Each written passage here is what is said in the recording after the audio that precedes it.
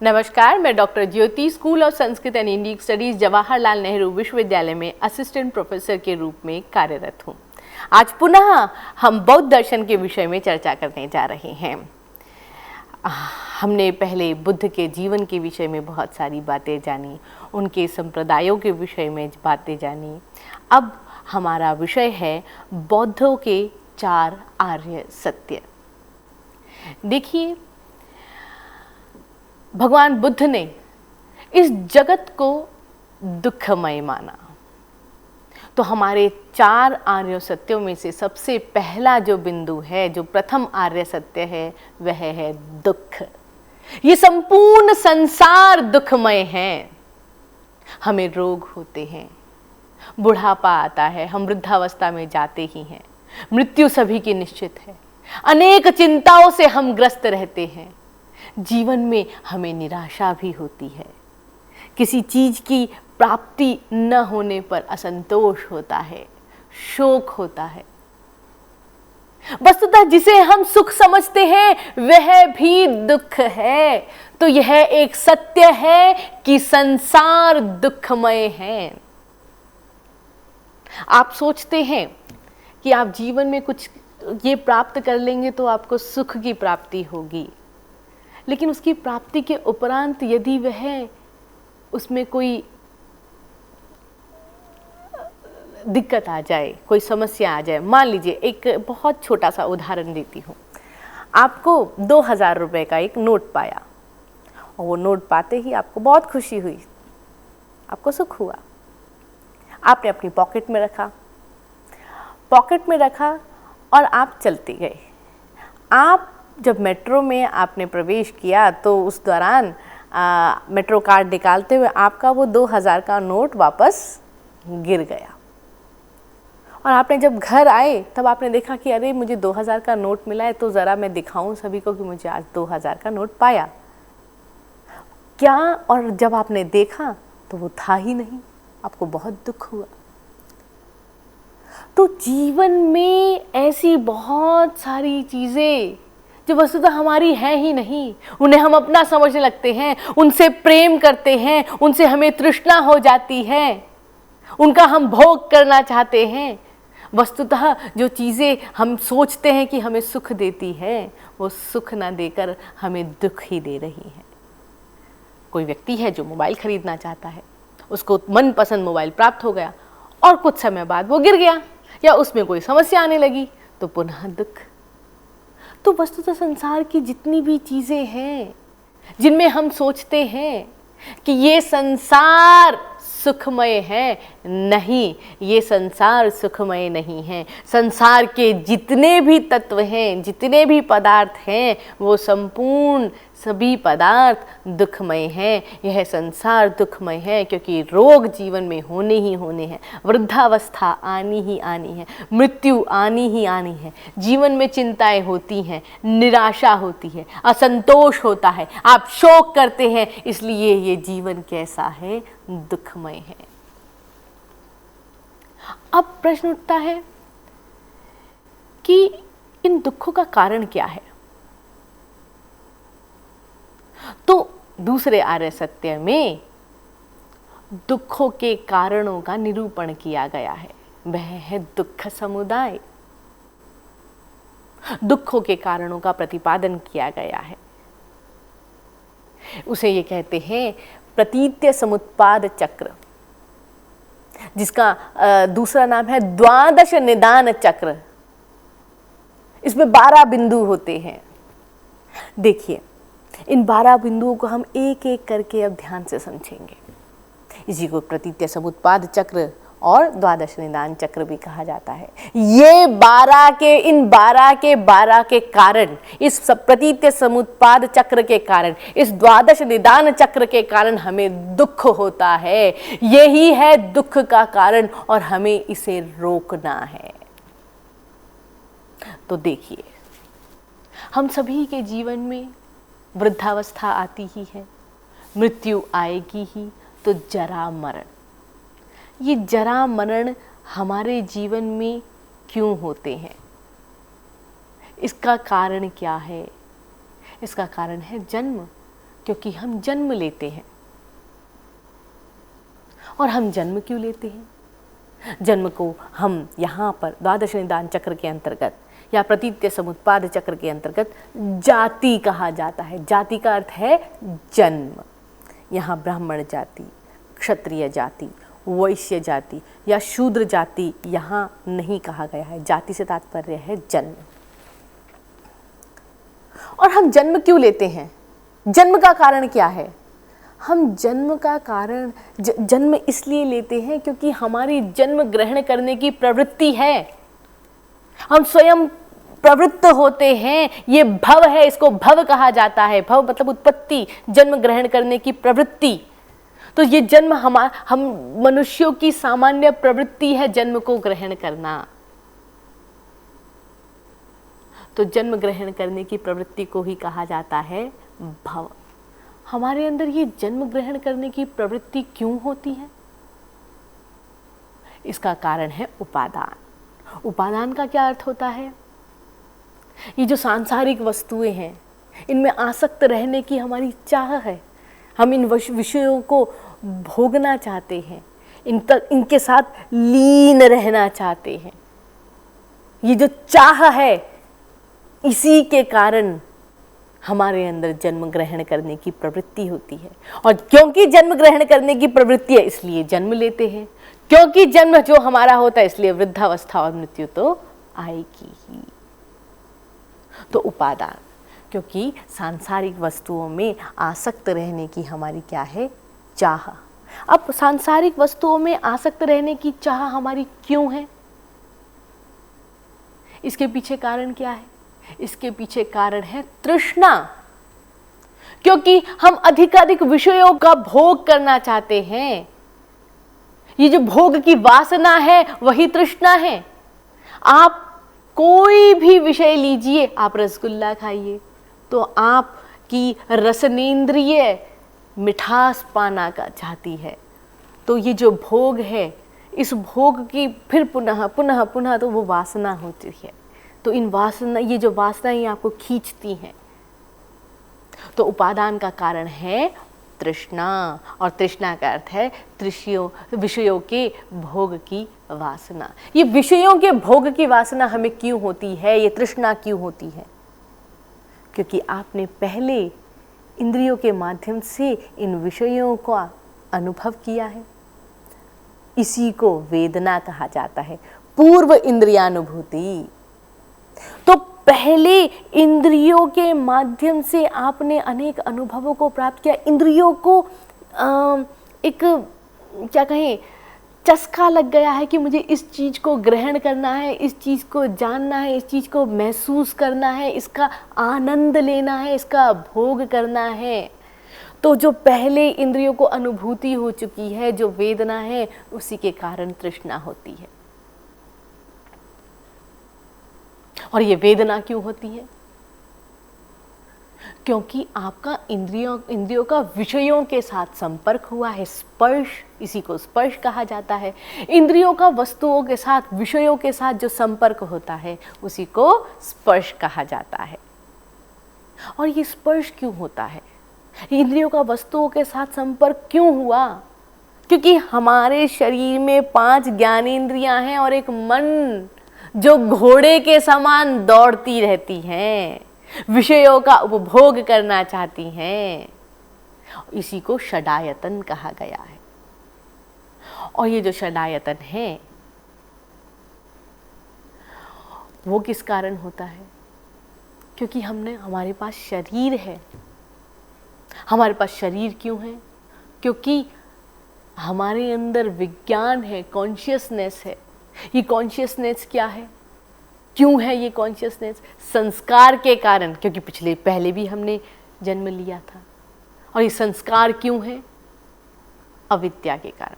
तो ये जो अविद्या है, ये क्यों है? इसके पीछे कारण क्या है? संस्कार, फिर उससे विज्ञान, फिर उससे शरीर की उत्पत्ति। शरीर में 5 ज्ञानेंद्रिय और मन, षडायतन। और फिर ये जो 5 ज्ञानेंद्रियां हैं, ये वस्तु और मन, ये वस्तुओं के संपर्क में आना चाहती हैं, इंद्रियों के माध्यम से वस्तुओं को के साथ संपर्क करना चाहती हैं, इसी को स्पर्श कहा जाता है। और फिर पहले भी आपने इंद्रियों के साथ अनुभव किया है, तो इंद्रियों के माध्यम से अनुभव किया है, उसी को वेदना कहा जाता है। और फिर तृष्णा होती है, विषयों के भोग की वासना होती है, फिर सांसारिक वस्तुओं में आसक्त रहने की चाह होती है, और फिर आप में जन्म लेने की प्रवृत्ति होती है, फिर आप जन्म लेते हैं, और फिर वृद्धावस्था और मृत्यु। ये इस प्रकार ये 12 चक्र इसी सर्कल में चलते रहते हैं और हम इसी चक्र में फंसे रहते हैं। यही दुख का कारण है। तो वो 12 निदान चक्र कौन कौन से हैं? अविद्या, संस्कार, विज्ञान, नाम रूप, षडायतन, स्पर्श, वेदना, तृष्णा, उपादान, भव, जाति और जरा मरण। तो हमारे 2 आर्य सत्य हुए, पहला दुख, दूसरा दुख समुदाय। अब हम अपना तीसरा आर्य सत्य देखते हैं। तीसरा आर्य सत्य है दुख निरोध। देखिए, हमें ये पता क्या संसार दुखमय है, दुख के कारण को हम समझ चुके हैं कि अविद्या के कारण ही सब चीजें हमें दुख उत्पन्न हो रहा है, ये 12 निदान चक्र दुख का कारण है। तो वस्तुतः क्या इस दुख को रोका जा सकता है? तो हमारा तीसरा आर्य सत्य है दुख निरोध। दुखों का निरोध संभव है। कैसे? ये जो राग, द्वेष, मोह, आसक्ति, अहंकार इत्यादि पर यदि आप विजय प्राप्त करेंगे तो दुखों का निरोध कर सकते हैं। जी, तो दुख निरोध कैसे हो? तो उस दुख निरोध का मार्ग बतलाया गया है चौथे आर्य सत्य में। वह है दुख निरोध मार्ग। उसी को अष्टांगिक मार्ग भी कहा जाता है। अष्टांगिक मार्ग के अंतर्गत सम्यक दृष्टि, सम्यक संकल्प, सम्यक वाक, सम्यक आजीविका, सम्यक कर्मांत, सम्यक व्यायाम, सम्यक स्मृति और सम्यक समाधि, ये 8 मार्ग हैं जिनको करने से आप मोक्ष को प्राप्त कर सकते हैं, आप दिव्य ज्ञान को प्राप्त कर सकते हैं। आपकी बौद्ध दर्शन के अनुसार जो आचार मीमांसा बतलाई गई है, उस आचार मीमांसा में आपको किस प्रकार का व्यवहार करना चाहिए, वह सभी इसके अंतर्गत आते हैं। तो देखते हैं सम्यक दृष्टि। सम्यक दृष्टि से तात्पर्य क्या है? देखिए, संसार में बहुत सारी चीज़ें हैं जो मिथ्या हैं। उस मिथ्या को दूर करना, अज्ञान को दूर करके ज्ञान को प्राप्त करना, सम्यक दृष्टि को अपनाना जरूरी है। तो यदि अष्टांगिक मार्ग का जो सबसे प्रथम मार्ग है वो है सम्यक दृष्टि, सत्य का ज्ञान, सम्यक दृष्टि रखना। सम्यक संकल्प, सम्यक संकल्प के आपके जो विचार हैं वो शुद्ध होने चाहिए। आपका जो संकल्प है वो शुद्ध होना चाहिए। उस संकल्प के माध्यम से ही आप उस मोक्ष के मार्ग तक, उस निर्वाण के मार्ग तक पहुंच सकते हैं। आप दुख का निरोध कर सकते हैं, दुख का अंत कर सकते हैं। तीसरा हमारा अष्टांगिक मार्ग है सम्यक वाक। सम्यक वाक से तात्पर्य है सम्यक वाणी। आपकी जो बोली है वो कैसी हो, वाचा, मनसा और कर्मणा, सब में तीनों में समानता हो। आपकी वाणी में, आपके कर्म में और आपके मन में, तीनों में समानता होना, तीनों में सद्भावपूर्ण वाणी का प्रयोग करते हुए आपको सामने वाले से बात करनी चाहिए, किसी का मन नहीं दुखाना। तो ये सम्यक वाक के अंतर्गत के सभी विषय आते हैं। सम्यक आजीविका, आप अपनी आजीविका का जो वहन करेंगे वो कैसे करेंगे? आपको किसी चीज़ का वृत्ति का जब आप पालन करेंगे तो कैसे करना होगा? तो आपको जो नौकरी करनी है, जो आपको अपने जीवन के लिए, जीवन का निर्वाह करना है, उसके लिए जो आजीविका है, उस आजीविका का मार्ग सही होना चाहिए। पथ से भ्रष्ट होकर आप आजीविका का अर्जन न करें। तो सम्यक आजीविका, तो पहला है हमारा सम्यक दृष्टि, दूसरा सम्यक संकल्प, तीसरा सम्यक वाक, वाक मतलब वाणी, चौथा सम्यक आजीविका, पांचवा सम्यक कर्मांत। हमारे कर्म कैसे होने चाहिए, उन कर्मों के विषय में बतलाया गया है सम्यक कर्मांत के अंतर्गत। हमें ऐसे कर्म करने चाहिए जो सामाजिक हित में हो। अहिंसा, बौद्ध दर्शन में सबसे मुख्य बिंदु है अहिंसा। अहिंसा के कारण ही बौद्ध दर्शन की उत्पत्ति हुई, क्योंकि कहीं ना कहीं समाज में बहुत हिंसा महात्मा बुद्ध को नजर आई, तो उन्होंने अहिंसा के मार्ग पर संपूर्ण समाज को चलने के लिए कहा। तो आपका कर्म ऐसा होना चाहिए जिससे आप किसी की अहिंसा न करें, आप किसी का मन न दुखाएं। अब वो जो भी आप कर्म करें वो समाज के हित में हो। आपकी आजीविका इस प्रकार होनी चाहिए जिससे आप किसी का हनन न करें, किसी के अधिकारों का हनन न करें। सम्यक वाक, आपकी वाणी इस प्रकार होनी चाहिए कि आप किसी के अपने शब्दों के माध्यम से किसी के मन को न दुखाएं। आपके विचार भी ऐसे होने चाहिए, आपका संकल्प ऐसा होना चाहिए, आप किसी की हिंसा ना करें। तो आपके सभी कर्म अहिंसा पूर्वक होने चाहिए। अब सम्यक व्यायाम, कर्मों से ही संबंधित है सम्यक व्यायाम। आपके जितने भी कर्म हों वे सभी सम्यक हों। सम्यक से तात्पर्य क्या है? सुंदर हों, साफ हों। तो सम्यक व्यायाम का भी आप अनुसरण करें, शुद्ध हों। और सम्यक स्मृति, सम्यक स्मृति से तात्पर्य आप जिन भी चीजों का स्मरण करें वे सभी भी कैसी हों? सम्यक हों। हमारे जीवन की सभी स्मृतियां शुद्ध हों। उन स्मृतियों के माध्यम से भी हम किसी की हिंसा न करें। और अंतिम है सम्यक समाधि। समाधि के अंतर्गत यहाँ पर आपको एक कॉन्सेप्ट आता है चित्त। देखिए, हमारा जो चित्त है उसमें अनेक वृत्तियाँ उत्पन्न होती हैं। हम किसी भी चीज़ को देखते हैं तो उससे वृत्तियाँ बनती हैं। वो वृत्तियाँ हमारे अंतर्गत कुछ संस्कार छोड़ जाती हैं। उन संस्कारों के कारण पुनः हम चीज़ों का भोग करना चाहते हैं। इंद्रियों के माध्यम से अनेक चीज़ों को आप देखते हैं, वो हमारे देखकर, उनका अनुभव करके, चाहे रसनी इंद्रिय से, चाहे श्रोत्र इंद्रिय से, चाहे चक्षुर इंद्रिय से, आप अनेक विषयों का भोग करते हैं। वो भोग जो है आपके अंतर्गत कुछ संस्कारों को छोड़ जाते हैं। तो ये जो चित्त है इसमें अनेक वृत्तियाँ उत्पन्न होती हैं। इन वृत्तियों का ही आपको क्या करना होगा? निरोध।